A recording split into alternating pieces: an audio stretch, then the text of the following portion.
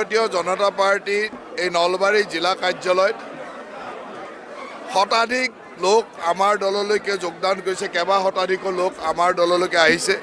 বীৰ লাচিত সেনা, কংগ্ৰেছ দল বা অন্যান্য বিভিন্ন সংগঠনৰ পৰা কেইবা শতাধিক লোক আমাৰ দললৈ আহিছে। আমি সকলোকে স্বাগতম জনাইছোঁ আৰু আশা ৰাখিছোঁ তেখেতসকলৰ যোগদানে আমাৰ দলটোক শক্তিশালী কৰিব।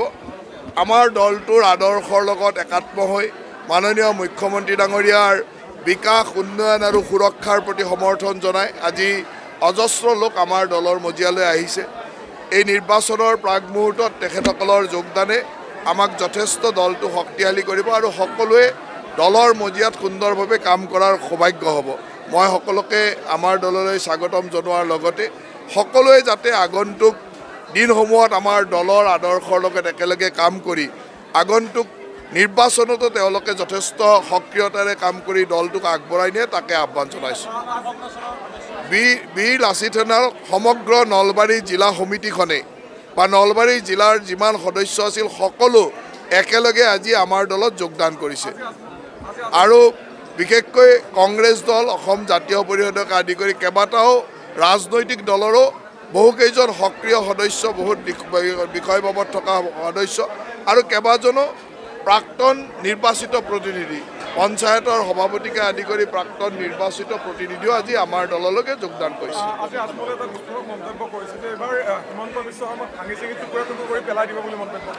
এইটো আজমলৰ আজিৰ মন্তব্য নহয়। আজমল বুলি আমি যাক কওঁ, আজমল এটা প্ৰতীক, এইটো মোগলৰ প্ৰতীক আৰু এই মোগলসকলে, আগ্ৰাসীসকলে এনেকৈ আমাক ভাঙি চিঙি টুকুৰা কৰিবৰ কাৰণে চেষ্টা কৰি আছে। কিন্তু অসমীয়া ৰাইজ, অসমৰ খিলঞ্জীয়া ৰাইজ যিমানে শক্তিশালী যে তেওঁলোকৰ সেই আশা আমি পূৰণ হ'ব নিদিওঁ।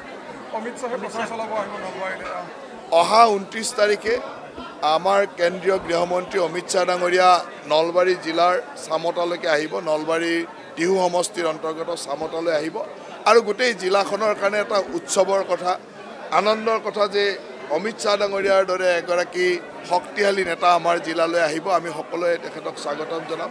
নিৰ্বাচনী প্ৰচাৰ চলাব। ৰাইজৰ মাজত তেখেতৰ প্ৰচাৰে আমাৰ দলটোক আৰু অধিক শক্তিশালী কৰিব, আৰু অধিক জনমুখী কৰি লৈ যাব বুলি আশা ৰাখিছোঁ। এতিয়ালৈকে আমাক, কাৰণ নিৰ্বাচনত বহুদিন আগতে গম পোৱা অসুবিধা, এতিয়ালৈকে 29 তাৰিখে আমাৰ কেন্দ্ৰীয় গৃহমন্ত্ৰী অমিত শ্বাহ ডাঙৰীয়া আহিব বুলি জনাইছে। তাৰপিছত নিশ্চয়কৈ মুখ্যমন্ত্ৰী ডাঙৰীয়া আহিব, অন্যান্য বহুকেইজন নেতা আহিব, কিন্তু এতিয়ালৈকে আমাৰ গৃহমন্ত্ৰীৰ কাৰ্যসূচীটো কনফাৰ্ম হৈছে।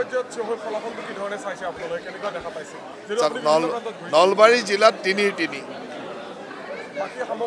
সামগ্ৰিকভাৱে অসমত যোৱা বছৰ আমি যিমান আছিলোঁ NDA তাতকৈ বেছিলৈ আহিব আৰু অভূতপূৰ্ব ফলাফল হ'ব বুলি আমাৰ বিশ্বাস আছে।